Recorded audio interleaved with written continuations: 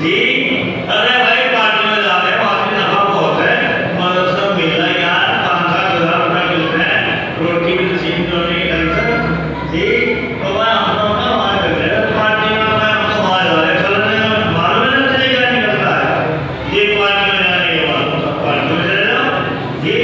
जेब दो ना अब दो तो वही फिर तक करेगा पैदल वही फिर तक करेगा घुटने वही जी।